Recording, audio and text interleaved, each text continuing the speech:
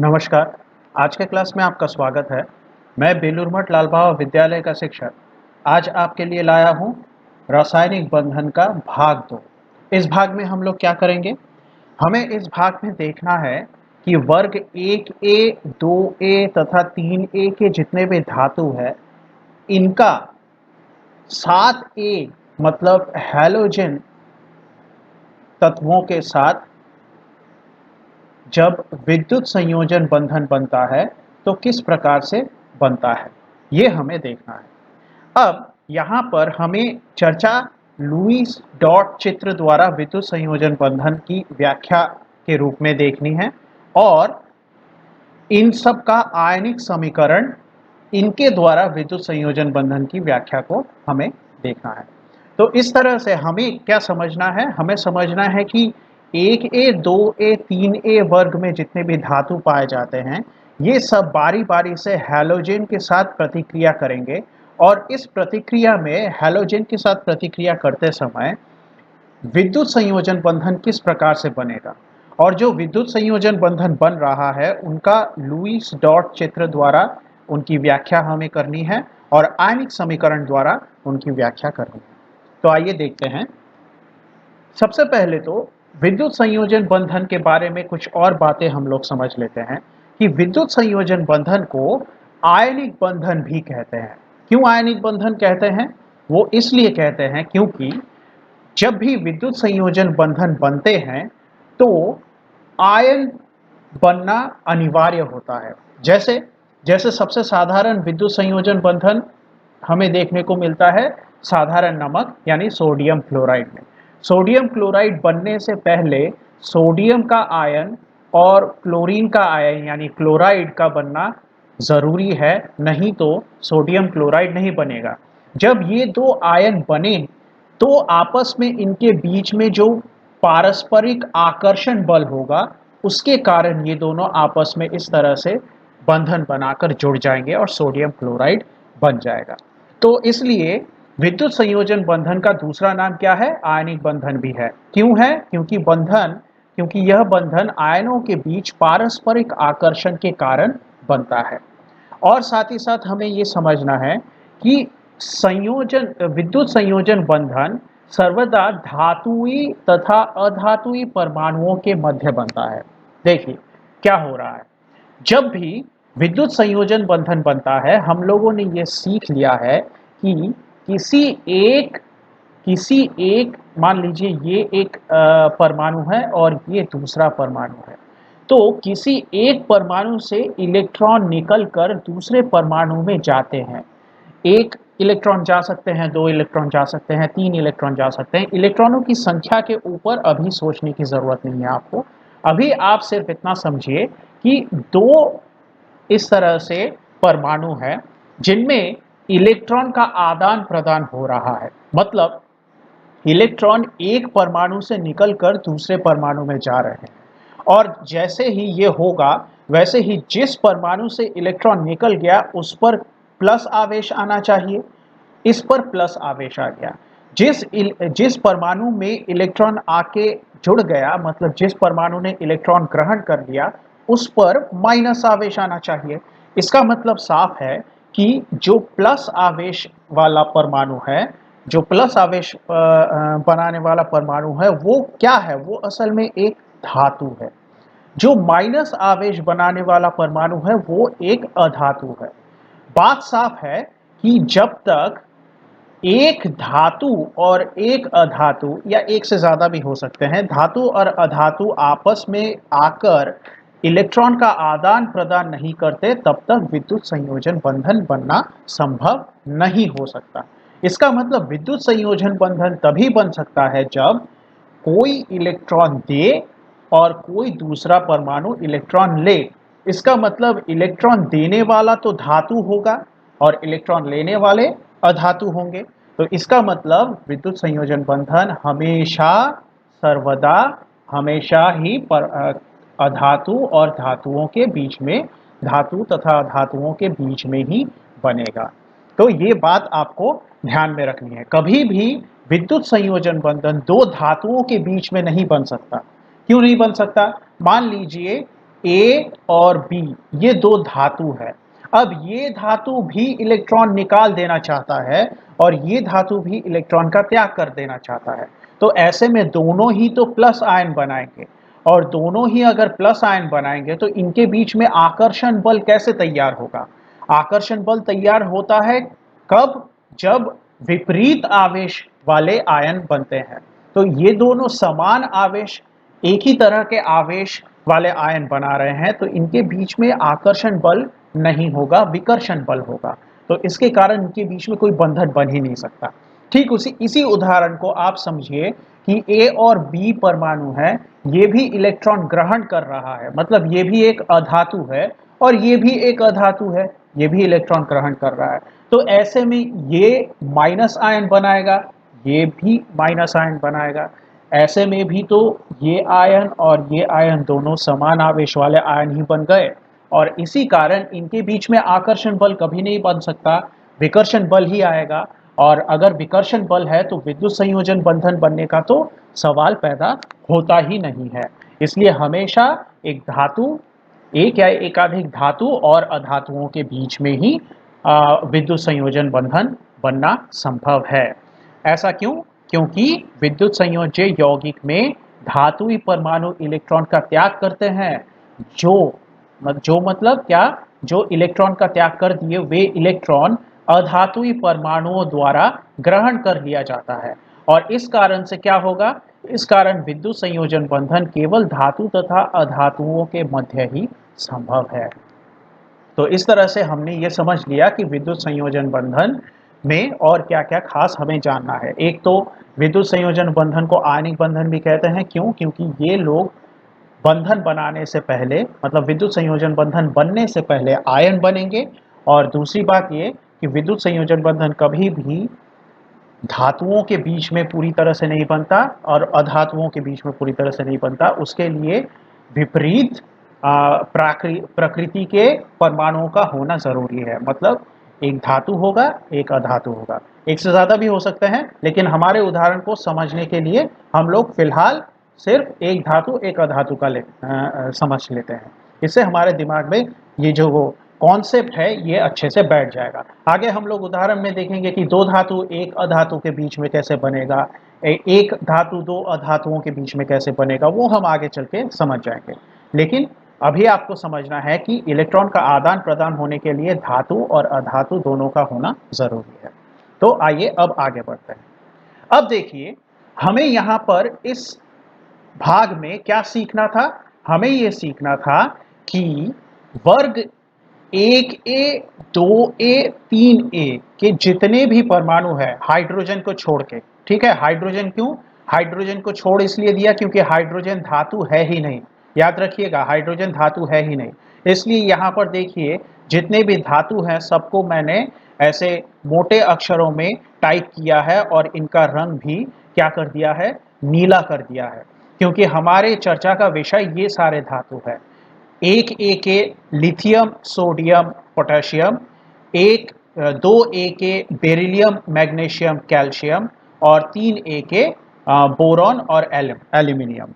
ये तीन श्रेणी के जितने भी परमाणु हैं, हम चर्चा ये करेंगे कि वे सब हैलोजन यानी 7a के जितने भी अधातु है इनके साथ किस प्रकार से विद्युत संयोजन बंधन बना सकते हैं।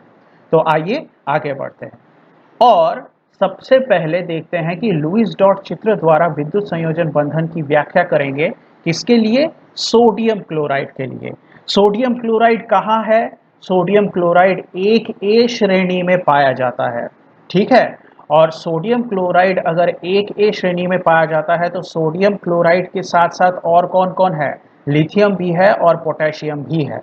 तो आइए सबसे पहले देख लेते हैं कि सोडियम किस प्रकार से सोडियम किस प्रकार से हमारे लिए आयनिक बंधन तैयार करेगा, मतलब क्षारीय धातु का ये सबसे पहला उदाहरण है।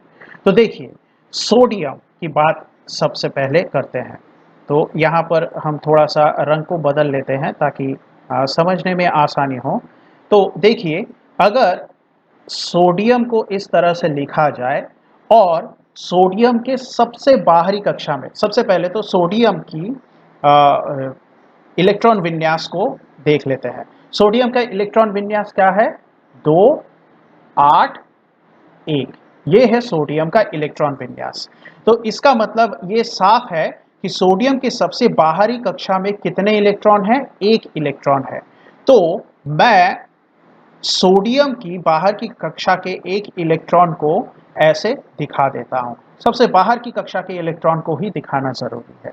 अब इसकी क्षारीय धातु मतलब जो सोडियम है, इसका बंधन किसके साथ बना रहे हैं हम? क्लोरीन के साथ बना रहे हैं।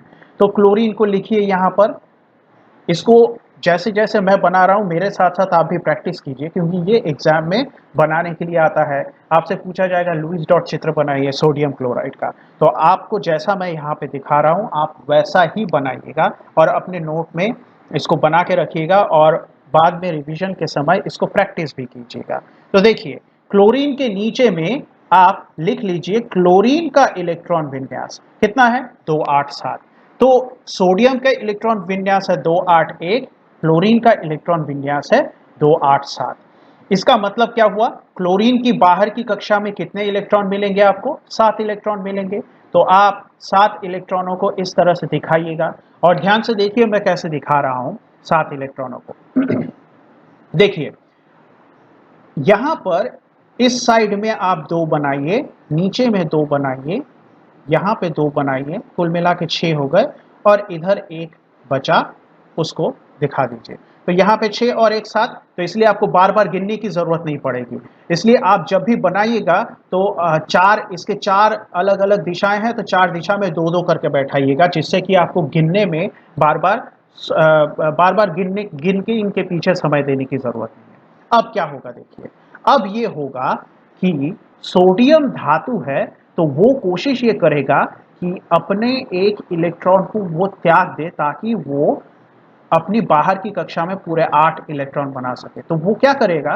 वो इस इलेक्ट्रॉन को त्याग देगा और ये इलेक्ट्रॉन त्यागने के बाद इस इलेक्ट्रॉन को कौन ग्रहण कर लेगा? क्लोरीन ग्रहण कर लेगा। ऐसा क्यों करेगा? क्योंकि क्लोरीन को भी अपनी सबसे बाहर की कक्षा को पूरी तरह से भरना है और इसको अपनी पूरी तरह से अपनी बाहर की कक्षा को भरना है, तो इसको एक ही इलेक्ट्रॉन चाहिए। तो ये एक इलेक्ट्रॉन कहां से मिल गया इसको? सोडियम से मिल गया। तो क्लोरीन के पास सोडियम वाला ही इलेक्ट्रॉन आके यहां पर जुड़ गया। अब जैसे ही ये हुआ वैसे ही क्या हुआ, यहां पर सोडियम ने अपना एक इलेक्ट्रॉन निकाल दिया है, तो सोडियम के ऊपर तो प्लस आवेश आ जाना चाहिए। ठीक उसी तरह से क्लोरीन ने जो इलेक्ट्रॉन ग्रहण किया है, तो क्लोरीन के ऊपर तो माइनस आवेश आ जाना चाहिए और इसी कारण से ये प्लस और ये माइनस, अब इन दोनों आयनों के बीच में एक आकर्षण बल तैयार होगा और सोडियम क्लोराइड बन जाएगा। इस प्रकार से लुईस डॉट चित्र द्वारा हमने किस प्रकार विद्युत संयोजन बंधन बना, किसके बीच में? सोडियम के और क्लोरीन के बीच में, ये हमने दिखा दिया। तो अब देखिए यहां पर ये उदाहरण मैंने सोडियम और क्लोराइड के लिए दिया है, लेकिन आप बड़े आसानी से एक ए के जितने भी धातु है और 7 ए के जितने भी हैलोजन है उनमें बिल्कुल यही चीज आप लगा सकते हैं। कैसे? एक और उदाहरण देखते हैं। देखिए हमने अभी सोडियम क्लोराइड बनाया है, तो एक काम करते हैं, हम लोग लिथियम फ्लोराइड बनाते हैं। ठीक है, लिथियम कहां पर है? क्षारीय धातु वाले ग्रुप में है और हैलोजन वाले ग्रुप में फ्लोराइड मिलता है। तो आइए सबसे पहले तो लिथियम को लिख लीजिए, ऐसे लिथियम का चिन्ह बैठा दिया। अच्छा, लिथियम का इलेक्ट्रॉन विन्यास अब उसके नीचे में लिखिए। लिथियम का इलेक्ट्रॉन विन्यास क्या है? 2,1। तो लिथियम का जो इलेक्ट्रॉन विन्यास 2,1 है, इसका मतलब लिथियम के सबसे बाहर की कक्षा में एक ही इलेक्ट्रॉन होगा, ये हमने बैठा दिया। अब फ्लोरीन, तो फ्लोरीन को लिखिए और फ्लोरीन का इलेक्ट्रॉन विन्यास अब यहां पर डालिए। कितना है? 2,7। अगर आवर्त सारणी आपने ठीक से की है तो यहां पर कोई भी परेशानी आपको नहीं होगी। तो जैसे ही फ्लोरीन का इलेक्ट्रॉन विन्यास आपने यहाँ पर नीचे लिख दिया, आपको दिख रहा है कि फ्लोरीन के सबसे बाहर की कक्षा में 7 इलेक्ट्रॉन है। बिल्कुल वही बात चारों फ्लोरीन के चारों तरफ दो दो बैठाते जाएंगे, तो ऐसे दो दो साइड में दो दो बैठा है, तीसरे साइड में जैसे ही दो बैठा है तो कुल मिला के 6 हो गए, और यहाँ पे अभी तो एक ही बैठेगा। तो इसका मतलब कुल मिला के हमने 7 इलेक्ट्रॉन यहाँ पे बैठा दिए। तो यहाँ पे क्या हो गया, लिथियम एक धातु होने के नाते अपना सबसे बाहरी कक्षा का इलेक्ट्रॉन त्याग देगा, और ये वाला इलेक्ट्रॉन त्याग जैसे ही देगा वैसे ही फ्लोरीन इस इलेक्ट्रॉन को ग्रहण कर लेगा, और जैसे ही फ्लोरीन इस इलेक्ट्रॉन को ग्रहण करेगा, लिथियम से तो इलेक्ट्रॉन निकल गया था, इसलिए लिथियम के ऊपर प्लस आवेश आ गया, फ्लोरीन में इलेक्ट्रॉन ग्रहण हो गया है, फ्लोरीन ने इलेक्ट्रॉन ग्रहण किया है तो फ्लोरीन पे माइनस आवेश आ गया, और इस तरह से विपरीत आवेश वाले आयन तैयार हुए और इन दोनों के बीच में एक बंधन बन गया जिससे हमें मिल गया लिथियम फ्लोराइड। ठीक है, तो इस तरह से मैंने आपको दो उदाहरण दिए हैं। क्या आप इसी तरह से पोटेशियम क्लोराइड बना सकते हैं? बिल्कुल बना सकते हैं, और ये आपको होमवर्क में बनाना है। कैसे करेंगे? आप पोटेशियम को लिखेंगे, उसके नीचे में इलेक्ट्रॉन विन्यास लिखिए, आपको समझ में आ जाएगा कि पोटेशियम की बाहरी कक्षा में कितने इलेक्ट्रॉन है। ठीक उसी तरह से प्लस करके क्लोरीन लिखिए, क्लोरीन के नीचे में इलेक्ट्रॉन विन्यास दीजिए, और आपको समझ में आ जाएगा कि क्लोरीन के बाहर की कक्षा में कितने इलेक्ट्रॉन है। ठीक उसी तरह से आप इसको जैसे यहाँ पे दिखा है, यहाँ से इलेक्ट्रॉन जा रहे हैं यहाँ पर, आपको समझ में आएगा बाहर कितने इलेक्ट्रॉन है, एक ही इलेक्ट्रॉन है। तो पोटेशियम में भी तो एक ही इलेक्ट्रॉन है, क्यों? क्योंकि वो इसी ग्रुप का सदस्य है, तो उसके सबसे बाहरी कक्षा में एक ही इलेक्ट्रॉन होना चाहिए। वो इलेक्ट्रॉन वो दे देगा, किसको देगा? क्लोरीन को देगा। क्लोरीन को जैसे ही देगा तो क्या बनेगा? पोटेशियम का आयन प्लस क्लोराइड का आयन, और इन दोनों के बीच में इस तरह से पोटेशियम क्लोराइड। तो मैं आपसे ये रिक्वेस्ट करूंगा कि आप जब भी रिवीजन कीजिएगा, आपके लिए उदाहरण के तौर पे मैंने ये दो दिखाया है, लेकिन आप सारे के सारे परमाणुओं को अगर प्रैक्टिस करेंगे तो उतना ही आपके दिमाग में कॉन्सेप्ट ज़्यादा आसानी से बैठेगा। अब आगे बढ़ते हैं। देखिए, अब अगला क्या है? अगला हम लोग करेंगे आयनिक समीकरण द्वारा विद्युत संयोजन बंधन की व्याख्या। तो आयनिक समीकरण किसका करेंगे? सोडियम क्लोराइड का ही करेंगे। तो देखिए क्या करना है हमें, सोडियम क्लोराइड का आयनिक समीकरण द्वारा व्याख्या। तो सबसे पहले हमें क्या करना है, देखिए सोडियम सोडियम का इलेक्ट्रॉन विन्यास क्या था, फिर से लिखिए। सोडियम का इलेक्ट्रॉन विन्यास था 2 8 1। ये था सोडियम का इलेक्ट्रॉन विन्यास। हम लोग यहाँ पर लुईस डॉट चित्र नहीं कर रहे हैं, हम लोग यहाँ पे आयनिक समीकरण कर रहे हैं। तो ये भी आसान है, आपको सिर्फ समझना है कि मैं कैसे कर रहा हूं, आपको मेरे साथ साथ प्रैक्टिस करना है। अब देखिए, ध्यान दीजिए, यहां पर हमें फिर से दिख रहा है कि सोडियम के सबसे बाहरी कक्षा में एक ही इलेक्ट्रॉन है, तो इसका मतलब सोडियम अपने अपने बाहर की कक्षा के इस इलेक्ट्रॉन को त्याग करना चाहता है। अगर त्याग करना चाहता है तो हम कहेंगे कि सोडियम अपने अंदर से एक इलेक्ट्रॉन को निकाल देना चाहता है, और जैसे ही वो इस एक इलेक्ट्रॉन को निकालेगा तो सोडियम के ऊपर ऐसे प्लस आवेश आ जाएगा। अब आप मुझे बताइए, मैंने आपको समझाया था कि किसी भी तत्व से या किसी भी कण से अगर इलेक्ट्रॉन निकल जाता है तो उसे हम क्या कहते हैं? उसे हम कहते हैं ऑक्सीकरण। तो यहाँ पर सोडियम का क्या हो गया? यहाँ पर सोडियम का ऑक्सीकरण हुआ। ठीक है, अब ये जो इलेक्ट्रॉन निकला था इसको क्लोरीन ग्रहण करेगा, तो यहाँ पर नीचे में क्लोरीन लिखिए आप, और फिर क्लोरीन का इलेक्ट्रॉन विन्यास कितना है वो लिखिए। देखिए 2 8 7। ठीक है, तो 2 8 7 आपने लिख लिया। अब ये जो इलेक्ट्रॉन सोडियम ने बाहर निकाल दिया था, यही वाला इलेक्ट्रॉन यहाँ पर आकर क्लोरीन के पास बैठ जाता है, और जैसे ही क्लोरीन को ये इलेक्ट्रॉन मिलता है तो क्लोरीन को माइनस आवेश मिल जाता है। इसका मतलब क्लोराइड का आयन बन गया। और जब किसी चीज के साथ, किसी तत्व या कण के साथ इलेक्ट्रॉन आके जुड़ते हैं उसको हम कहते हैं अवकरण, है ना?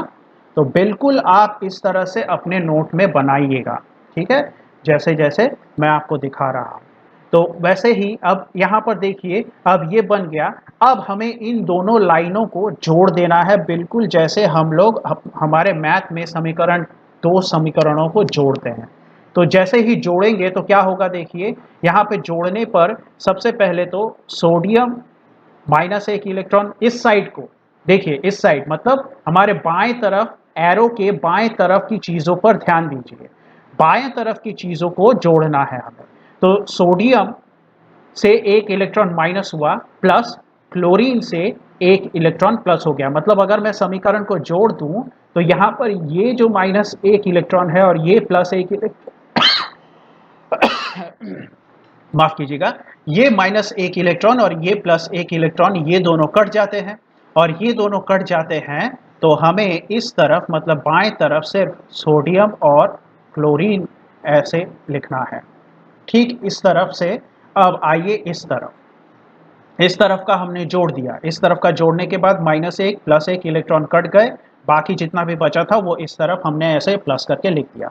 अब इस तरफ क्या करना है, इस तरफ कुछ भी कटेगा नहीं। क्यों? क्योंकि इसमें तो ये दोनों ही प्लस है, दोनों का ही साइन प्लस है, तो दोनों का साइन प्लस है मतलब सामने वाला साइन प्लस है। ठीक है, याद रखिएगा, ये आयन तो प्लस आयन है, ये आयन माइनस आयन है। ठीक है, तो ये सोडियम का आयन और क्लोराइड का आयन इस तरह से हमने लिखा। ठीक जैसे समीकरण जुड़ता है वैसे ही कर रहे हैं। और जैसे ही इसको दिखाया हमने, हमें पता है कि विपरीत आवेश के आयन आसपास जैसे ही आएंगे, ये एक दूसरे को इस तरह से इस तरह से जोड़ के विद्युत संयोजन बंधन बना लेंगे और सोडियम क्लोराइड बन जाएगा। तो आपको समझ में आ रहा है कि आयनिक समीकरण किस प्रकार से तैयार हुआ। अब यहाँ पर ठीक इसी प्रकार एक और उदाहरण लेते हैं। जैसा कि मैंने आपको बताया पोटेशियम क्लोराइड का उदाहरण। चलिए पोटेशियम क्लोराइड का आयनिक समीकरण बनाते हैं। तो यहाँ पर एक लाइन कर दें। तो देखिए पोटेशियम क्लोराइड, सबसे पहले तो पोटेशियम का इलेक्ट्रॉन विन्यास क्या है। तो पोटेशियम का इलेक्ट्रॉन विन्यास है 288 ठीक है ना। तो ये है पोटेशियम का इलेक्ट्रॉन विन्यास। और इसका मतलब क्या हुआ, इसका मतलब ये हुआ कि पोटेशियम के भी बाहर की कक्षा में एक ही इलेक्ट्रॉन है। तो पोटेशियम के बाहर की कक्षा का एक इलेक्ट्रॉन पोटेशियम निकाल देने की कोशिश करेगा और इस कारण से पोटेशियम प्लस आवेश का आयन बनाएगा। ये बन गया हमारा प्लस आवेश का आयन। अब क्लोरीन, तो क्लोरीन को लिखिए बिल्कुल उसी तरह से नीचे। और उसका इलेक्ट्रॉन विन्यास क्या है, उसका इलेक्ट्रॉन विन्यास तो आपको दिख ही रहा है यहाँ पर क्या है, 287। अब ये जो एक इलेक्ट्रॉन पोटेशियम ने त्याग दिया था, यही वाला इलेक्ट्रॉन क्लोरीन ग्रहण कर लेगा। तो हमें क्या मिला, हमें क्लोरीन का इस तरह से क्लोराइड आयन बनते हुए दिखा। अब यहाँ पर सबसे पहले तो यहाँ पर एक इलेक्ट्रॉन माइनस चला गया, मतलब ये क्या था, ये ऑक्सीकरण था। यहाँ पर एक इलेक्ट्रॉन इसके साथ जुड़ गया, मतलब ये क्या है, ये अवकरण है। अब इनको जोड़िए, तो इस तरफ जैसे ही जोड़ेंगे ये माइनस इलेक्ट्रॉन, ये +1 इलेक्ट्रॉन, ये दोनों कट जाएंगे। हमें इस तरफ मिलेगा पोटेशियम प्लस क्लोरीन इस तरह से। और इधर ये दोनों जब जुड़ेंगे तो पोटेशियम का आयन, क्लोराइड का आयन, और ये पोटेशियम और क्लोराइड आपस में मिलके पोटेशियम क्लोराइड बनेगा। तो आपने देखा किस तरह से आयनिक समीकरण को बनाया जाता है। तो इसी तरह से आप अपने नोट में इस तरह का प्रैक्टिस कीजिए कि सारे के सारे एक ए के जितने भी धातु हैं वो 7A के जितने भी हैलोजन हैं उनके साथ किस प्रकार लुईस डॉट चित्र द्वारा बंधन बना रहे हैं और किस प्रकार से उनका आयनिक समीकरण बन रहा है। आप इनकी प्रैक्टिस ज़रूर कीजिएगा, तो आपके दिमाग में पूरी बात आसानी से एकदम साफ बैठ जाएगी। तो अब आइए आगे बढ़ते हैं। अब लुईस डॉट चित्र द्वारा हम लोग विद्युत संयोजन बंधन की व्याख्या करेंगे। उसमें हमें देखना है मैग्नीशियम क्लोराइड का उदाहरण। मैग्नीशियम क्लोराइड मतलब हम लोग कौन से ग्रुप में आ गए हैं? 2A ग्रुप में आ गए हैं। तो मैग्नीशियम क्लोराइड में आयनिक बंधन किस प्रकार से बनेगा? मतलब हम क्या यहाँ पर उदाहरण लेंगे? क्षारीय पार्थिव धातु जो कि 2A में है, इनका हैलोजन के साथ आयनिक बंधन किस प्रकार से बन रहा है। तो आइए देखते हैं। तो सबसे पहले यहाँ पर मैग्नीशियम रहेगा और मैग्नीशियम का इलेक्ट्रॉन विन्यास क्या है? 282, है ना? तो अब मैग्नीशियम का अगर इलेक्ट्रॉन विन्यास 282 है तो हमें दिख रहा है कि मैग्नीशियम के सबसे बाहर की कक्षा में कितने इलेक्ट्रॉन होंगे? 2 इलेक्ट्रॉन होंगे। अब हमें यहां पर मैग्नीशियम की प्रतिक्रिया, सबसे पहले तो ये जो फॉर्मूला है इसको आप भूल जाइए। मान लीजिए आपको याद नहीं है कि मैग्नीशियम क्लोराइड इस तरह से दिखता है, ठीक है? तो ये तो आप समझ लीजिए कि ये आपको पता नहीं है। आपको बनाना है मैग्नीशियम क्लोराइड, तो आप यहाँ पर उसके सामने में क्लोराइड बैठाइए और क्लोराइड मतलब क्लोरीन का आयन बैठाइए, सॉरी क्लोरीन का परमाणु का चिन्ह बैठाइए और फिर क्लोरीन का इलेक्ट्रॉन विन्यास लिखिए आप उसको नीचे। यहाँ पर आपको दिख रहा है कि क्लोरीन के बाहर की कक्षा में तो 7 इलेक्ट्रॉन है। इसका मतलब क्लोरीन सिर्फ एक ही इलेक्ट्रॉन को बाहर से ले सकता है। अगर ऐसा है तो मैग्नीशियम क्लोराइड बनने के लिए मैग्नीशियम 2 इलेक्ट्रॉन दे सकता है, लेकिन क्लोरीन तो एक ही इलेक्ट्रॉन लेगा। तो ऐसा कब संभव होगा? मैग्नीशियम क्लोराइड कैसे बनेगा ऐसे हालत में? ऐसे हालत में मैग्नीशियम क्लोराइड बनने का एक ही तरीका है कि मैग्नीशियम के 2 इलेक्ट्रॉन हैं तो एक इलेक्ट्रॉन एक क्लोरीन लेगा, दूसरा इलेक्ट्रॉन दूसरा क्लोरीन लेगा। इसलिए मैग्नीशियम क्लोराइड में 2 क्लोरीन होते हैं। तो यही कारण है कि हमें यहाँ पर एक और क्लोरीन की जरूरत पड़ेगी। अब इस क्लोरीन में 7 इलेक्ट्रॉन है बाहर की कक्षा में, तो ये 3 तरफ 2-2 बैठा दिया तो 6 हो गए और इधर 1 हो गए 7। अब इधर भी वैसे ही, इधर 2, इधर 2, इधर 2 और इधर का 1। अब ध्यान दीजिए कैसे मैं बना रहा हूं ताकि आपका चित्र साफ सुथरा बने। मैं जैसे यहां पर आपको दिखा रहा हूं, आप परीक्षा में भी बिल्कुल इसी तरह से बनाइएगा। देखिए, जो इलेक्ट्रॉन, जिसके पास जो इलेक्ट्रॉन है उसको दीजिए, मतलब पहला जो परमाणु है उसको आप पास वाला इलेक्ट्रॉन दीजिए। इससे आपका चित्र साफ सुथरा बनेगा। और जो दूर वाला इलेक्ट्रॉन है उसको आप दूर वाले परमाणु पर दीजिए। ऐसा करना क्यों जरूरी है? ऐसा करना इसलिए जरूरी है क्योंकि अगर आप इस इलेक्ट्रॉन को इस पे रखिएगा और इसको इस पे रखिएगा तो बीच में ये 2 लाइन क्रॉस कर जाएंगे, जिससे कि आपका चित्र या तो साफ सुथरा नहीं बनेगा या तो फिर उसमें कुछ ना कुछ शंकाएं रह जाएंगी कि कौन सा इलेक्ट्रॉन कैसा दिख रहा है। तो ऐसा मत कीजिए, चित्र को आप ऐसे बनाइए ताकि आपको दोनों लाइनें साफ सुथरी दिखे। ये दोनों लाइन आपस में कटनी नहीं चाहिए। तो देखिए, आपका जो मैग्नीशियम है इसके बाहर की कक्षा के 2 इलेक्ट्रॉन, जिसमें एक इलेक्ट्रॉन इसने एक क्लोरीन को दिया और दूसरा इलेक्ट्रॉन उसने दूसरे क्लोरीन को दिया। तो इस तरह से हमारा जो लुईस डॉट चित्र है वो बन रहा है। यहाँ पे इस क्लोरीन के लिए भी आप इलेक्ट्रॉन विन्यास को लिख लीजिए।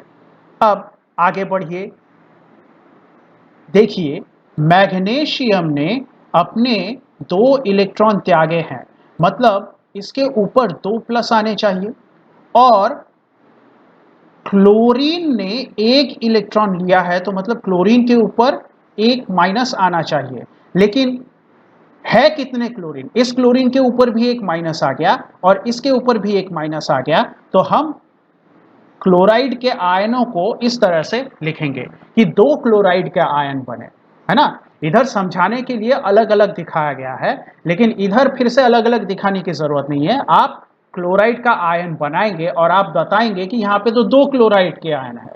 और अब जब मैग्नीशियम का आयन और दो क्लोराइड के आयन बन गए तो ये आपस में जुड़ जाएंगे और हमारा मैग्नीशियम क्लोराइड तैयार हो जाएगा। तो देखिए कितना आसान है, आपको बस आवर्त सारणी का ज्ञान अच्छे से होना चाहिए। अच्छा, अगर मैं यहां पर मैग्नीशियम क्लोराइड के जगह पर आपको सॉरी अगर मैं आपको कैल्शियम ब्रोमाइड बनाकर बताऊं तो आप बना सकते हैं, बिल्कुल वैसा ही बनेगा जैसा कि यहाँ पे दिख रहा है। अगर इसकी जगह पे हम लोग मान लीजिए कि मैग्नीशियम और एक और होता है बेरिलियम, है ना, तो बेरिलियम भी तो क्षारीय पार्थिव धातुओं के इसमें आता है, तो श्रेणी में आता है। तो बेरिलियम के साथ आप मान लीजिए फ्लोराइड यानी फ्लोरीन को जोड़ रहे हैं तो आपका बड़े आसानी से बनेगा। देखिए सारे के सारे जितने भी 2A ग्रुप के परमाणु हैं वो हैलोजन के साथ जुड़ेंगे तो बिल्कुल एक ही तरह के दिखने वाले यौगिक बना रहे हैं। तो एक बना के देख लेते हैं बेरिलियम। इलेक्ट्रॉन विन्यास क्या है? ये इसका इलेक्ट्रॉन विन्यास है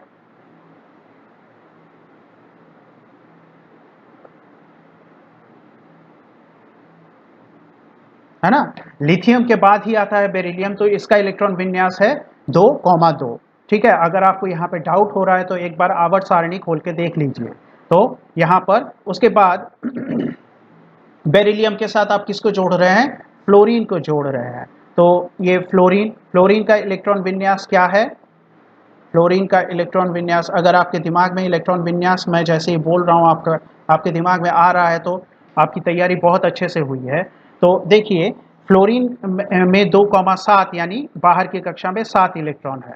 मतलब फिर से वही बात हो गई कि इसके पास देने के लिए 2 इलेक्ट्रॉन है लेकिन इनको एक ही इलेक्ट्रॉन चाहिए। तो अगर ऐसा है तो इसका मतलब हमें एक और फ्लोरीन की जरूरत पड़ेगी जो कि बेरिलियम से निकलने वाले दूसरे इलेक्ट्रॉन को आसानी से ग्रहण कर ले, है ना। तो इसका मतलब बेरिलियम के पास देने के लिए 2 इलेक्ट्रॉन लेकिन फ्लोरीन के पास लेने के लिए एक ही जगह है।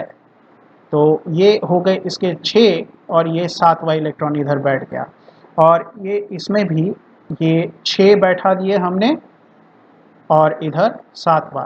तो जैसा कि मैंने आपको बताया था कि इधर वाला इस पे आप डाल दीजिए ताकि ये साफ सुथरा दिखे और ये वाला आप यहाँ पर लाइए और यहाँ पर बैठाइए।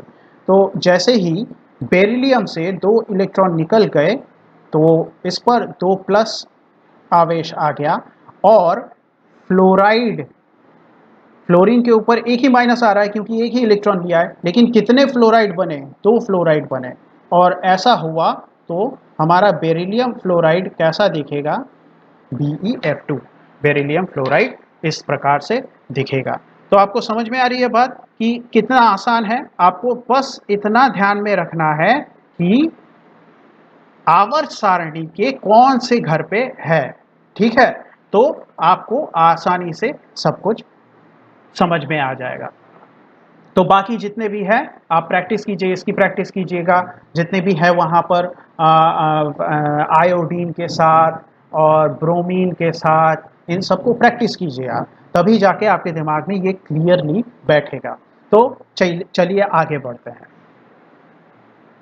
अब हम लोग आ गए हैं आयनिक समीकरण द्वारा विद्युत संयोजन बंधन की व्याख्या। तो हमने मैग्नीशियम क्लोराइड के लिए देखा था 2A क्षारीय ग्रुप में, तो मैग्नीशियम क्लोराइड का ही आयनिक समीकरण कैसे बनाएंगे वो देख लेते हैं। तो आयनिक समीकरण बनाना भी आसान है। सबसे पहले तो मैग्नीशियम लिखिए और फिर मैग्नीशियम का इलेक्ट्रॉन विन्यास लिखिए 282।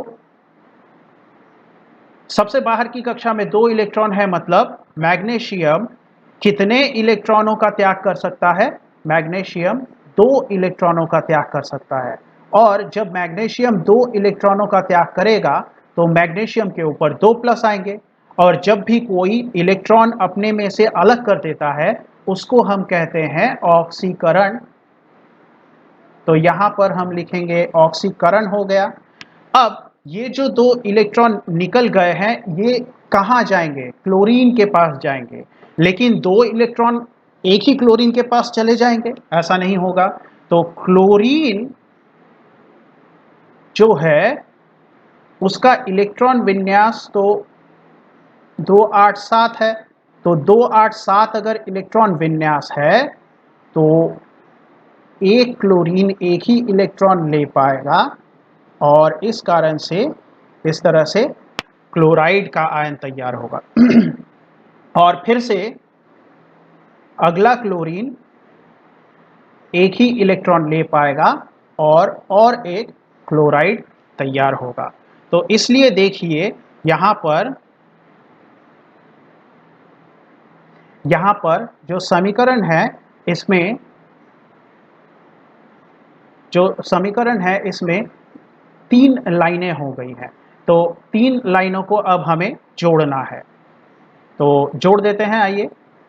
तो ऐसे जोड़ दिया।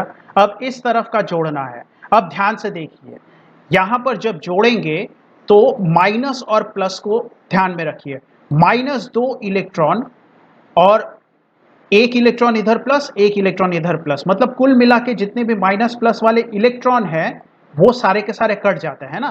प्लस एक इलेक्ट्रॉन प्लस इलेक्ट्रॉन मतलब +2 इलेक्ट्रॉन, और +2 इलेक्ट्रॉन और -2 इलेक्ट्रॉन कट जाएगा, मतलब इलेक्ट्रॉनों की का हिसाब यहाँ पर पूरी तरह से कैंसल आउट हो गया। तो हमें इधर मैग्नीशियम और क्लोरीन और क्लोरीन इस तरह से जुड़ते हुए दिख रहे हैं। इस तरफ क्या हो रहा है? इस तरफ मैग्नीशियम आयन के साथ दो क्लोराइड आयन जुड़ रहे हैं, और जब ऐसा होगा तो मैग्नीशियम क्लोराइड बन जाएगा। ठीक है। तो इस तरह से हमारा, अब देखिए यहाँ पर क्या हुआ था, यहाँ पे अवकरण हुआ था, है ना। क्यों? क्योंकि जब भी किसी चीज के साथ इलेक्ट्रॉन जुड़ता है तो वो अवकरण होता है।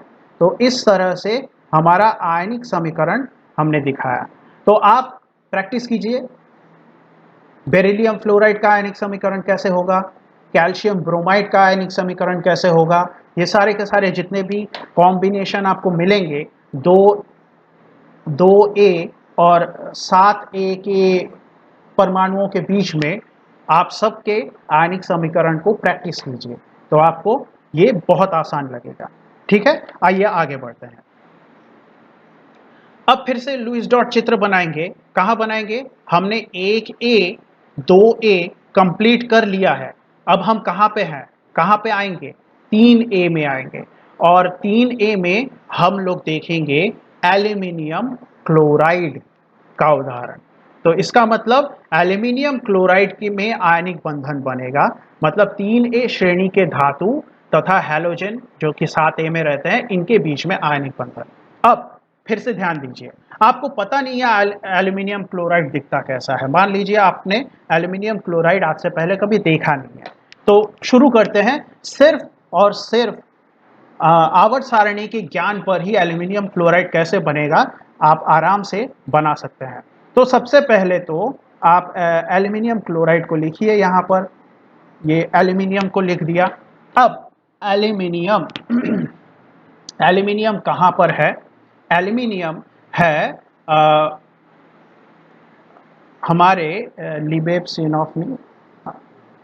हाँ हाँ, एल्यूमिनियम है तीसरे आवर्त में, यहाँ पर है तीसरे आवर्त में, मतलब इसका इलेक्ट्रॉन विन्यास कितना होगा? 2 8 3। ठीक है। तो अगर 2 8 3 मतलब देखिए 3 इलेक्ट्रॉन इसकी बाहर की कक्षा में है, तो हम इन इलेक्ट्रॉनों को इधर 2 दिखाएंगे और इधर 1 दिखाएंगे। ठीक है, ध्यान से देखिए। अब आगे बढ़िए, तो देखिए इसके पास, मतलब एल्यूमिनियम के पास देने के लिए 3 इलेक्ट्रॉन है, लेकिन क्लोरीन की बात करेंगे तो क्लोरीन का इलेक्ट्रॉन विन्यास कितना है? क्लोरीन का इलेक्ट्रॉन विन्यास तो हमने सीखा है कि 287, यानी बाहर की कक्षा में 7 ही इलेक्ट्रॉन है, मतलब उसकी इलेक्ट्रॉन लेने की क्षमता तो एक ही इलेक्ट्रॉन की है, मतलब उसके पास बाहर की कक्षा में 7 इलेक्ट्रॉन है, तो एक ही इलेक्ट्रॉन की जगह बची।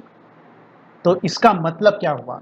इसका मतलब एल्यूमिनियम के 3 इलेक्ट्रॉन एक ही क्लोरीन तो नहीं ले सकता।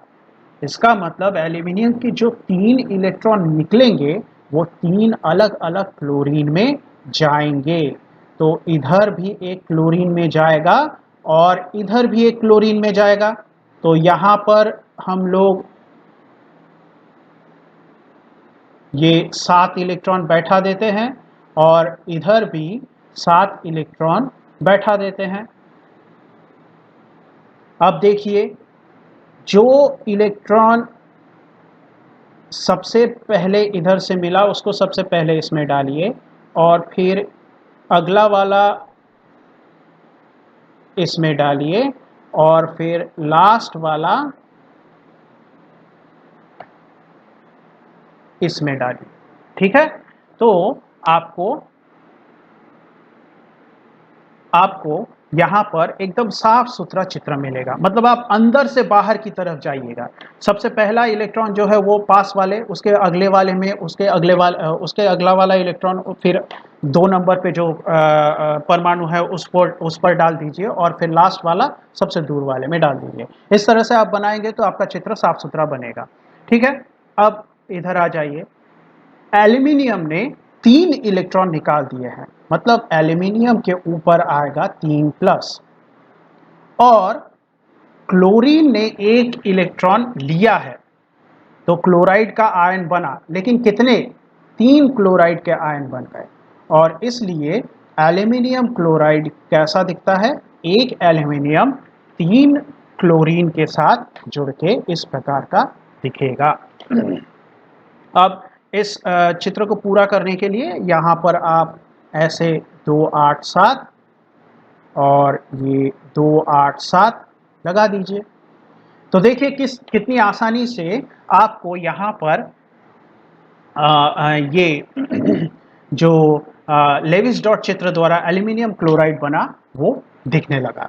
ठीक है, और आप अगर तीसरे ग्रुप में, तीसरे श्रेणी में कोई और उदाहरण लेते हैं तो ये वाला उदाहरण ले सकते हैं। हमारे तीसरे ग्रुप में क्या क्या है एक बार आप देख लीजिए। लीबे सिनोफनी, इधर ना मार्क सी। ठीक है, तो इसका मतलब बोरॉन को आप ले सकते हैं। तो देखिए, बोरॉन के साथ बोरॉन के साथ हम लोग कोशिश करते हैं, मान लीजिए फ्लोराइड का। ठीक है, तो फ्लोरीन और बोरॉन का करते हैं। तो बोरॉन का इलेक्ट्रॉन विन्यास क्या है? बोरॉन का इलेक्ट्रॉन विन्यास है 2,3, है ना? तो देखिए ये यहाँ पर है बोरॉन, तो 2,3, और इसके साथ हम लोग किसको देखेंगे? फ्लोराइड को देखेंगे। तो बोरॉन के पास सबसे बाहर की कक्षा में 3 इलेक्ट्रॉन है और फ्लोरीन के पास सबसे बाहर की कक्षा में 7 इलेक्ट्रॉन है ना? तो इसके इसके पास तो एक ही इलेक्ट्रॉन लेने की जगह है, तो इसके 3 इलेक्ट्रॉनों को लेने के लिए और फ्लोरीन की ज़रूरत पड़ेगी। तो ये हमें एक और फ्लोरीन लेना पड़ा और ये इधर एक और फ्लोरीन लेना पड़ा। आप देख रहे हैं सिर्फ अंतर चिन्हों का आ रहा है और कोई चीज़ यहाँ पे बदल नहीं रही है। चिन्ह और क्या, ये मतलब इलेक्ट्रॉन विन्यास बदल रहा है। तो इसका इलेक्ट्रॉन विन्यास 2,7,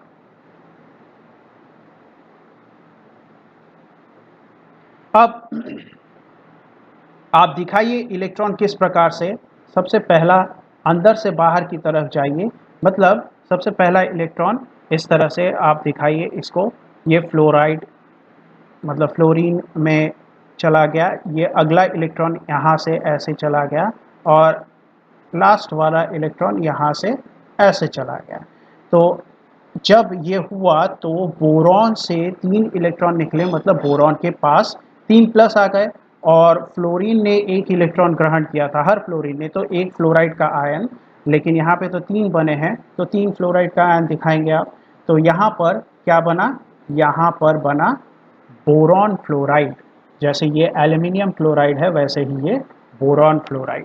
तो आप देख रहे हैं अगर हमें पता भी नहीं है कि कोई चिन्ह कैसा, बोरॉन फ्लोराइड कभी आपको मतलब आपने कभी यहाँ पे ऐसे नाम भी नहीं सुना होगा, या तो फिर आपको पता भी नहीं होगा आज से पहले कि बोरॉन फ्लोराइड कैसा दिखता था, लेकिन यहाँ पे बन गया बोरॉन फ्लोराइड BF3।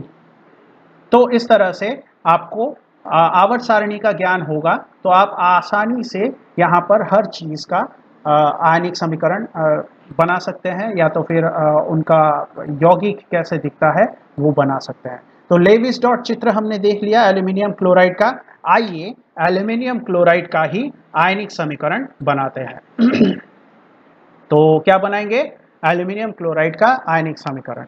तो सबसे पहले तो यहाँ पर एल्यूमिनियम को लिखेंगे और एल्यूमिनियम का इलेक्ट्रॉन विन्यास क्या होगा, एल्यूमिनियम का इलेक्ट्रॉन विन्यास होगा 2 8 3। अगर बाहर की कक्षा के एल्यूमिनियम के बाहर की कक्षा में 3 ही इलेक्ट्रॉन है तो इसका मतलब उसमें से 3 इलेक्ट्रॉन निकलेंगे और 3 इलेक्ट्रॉन निकलेंगे तो एल्यूमिनियम का आयन ऐसे 3 प्लस के साथ बनेगा। जब भी किसी से इलेक्ट्रॉन निकल जाता है तो वो होता है ऑक्सीकरण, तो हमने इस तरह से ऑक्सीकरण लिख दिया। ठीक है, अब ये 3 इलेक्ट्रॉन कहाँ जाएंगे, ये 3 इलेक्ट्रॉन जा रहे हैं क्लोरीन में। तो अगर 3 इलेक्ट्रॉन क्लोरीन में जा रहे हैं तो सबसे पहले तो एक क्लोरीन को लिखेंगे और हमें पता है कि क्लोरीन का इलेक्ट्रॉन विन्यास है 2 8 7। इसका मतलब क्लोरीन में एक ही इलेक्ट्रॉन लेने की क्षमता है, तो क्लोरीन एक ही इलेक्ट्रॉन को लेगा अपनी क्षमता के हिसाब से और इसलिए वो एक क्लोराइड का आयन बनाएगा। तो बाकी 2 इलेक्ट्रॉन कहाँ जाएंगे, बाकी 2 इलेक्ट्रॉन जाएंगे अगले 2 क्लोरीन में। तो ये एक क्लोरीन और ये एक और क्लोरीन में चला गया। यहाँ पर इलेक्ट्रॉन विन्यास को आप लिख दीजिए 2 8 7 और फिर से 2 8 7। अब क्या करना है, समीकरणों को जोड़ देना है। जोड़ के देखिए 3 इलेक्ट्रॉन माइनस हो गए हैं लेकिन एक एक इलेक्ट्रॉन वही वाले प्लस भी हो गए हैं, मतलब 3 माइनस इलेक्ट्रॉन और प्लस 3 इलेक्ट्रॉन कुल मिला के सब कट गए इलेक्ट्रॉन। तो हमें इस तरफ बाईं तरफ एरो के बाईं तरफ के जितने भी हैं इनको अगर जोड़ेंगे तो कुल मिला के हिसाब में 1 एल्यूमिनियम और 3 क्लोरीन इस तरह से दिखेंगे। इसको थोड़ा सा ठीक से लिख दें, 3 क्लोरीन इस तरह से दिखेंगे। और अगर ऐसा है तो इस तरफ क्या होगा, अब इस तरफ का जोड़ें, इस तरफ का जोड़ेंगे तो ये 3